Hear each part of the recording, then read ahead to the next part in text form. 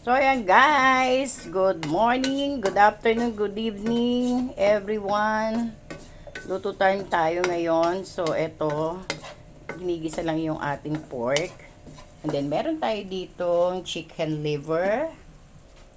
Meron tayo ditong canton. Then, cabbage.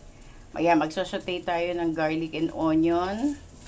Meron din tayo ditong carrots, oyster sauce, magic sarap. Ayan, meron din tayong soy sauce, Baguio beans. Ito pala yung yung Baguio pechay. Ito yung cabbage.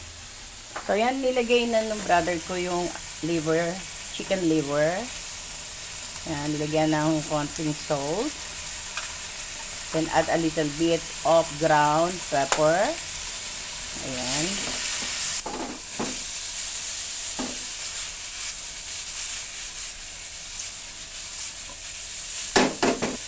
So, yan, mag-saute na ng garlic and onion.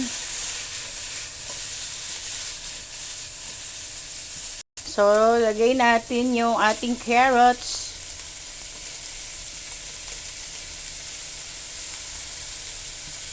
Then, yung ating Baguio beans.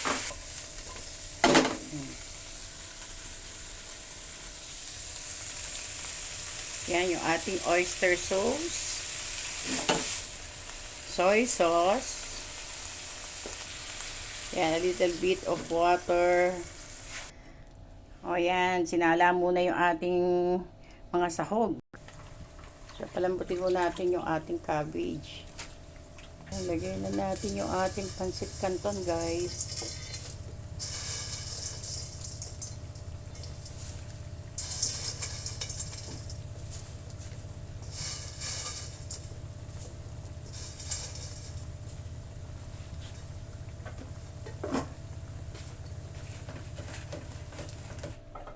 So, ayan guys, lalagyan natin yung ating sahog. Ayan.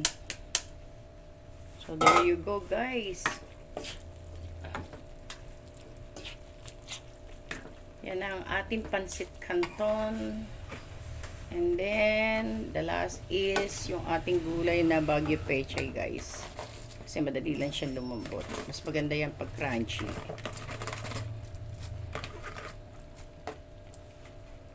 So, ayan guys, ang luto ng aking brother. Pancit canton. Ang specialty ng aking father. Yan, and then lagyan ng konting cornstarch para lumapot siya. There you go. So, done na yung ating pancit canton guys.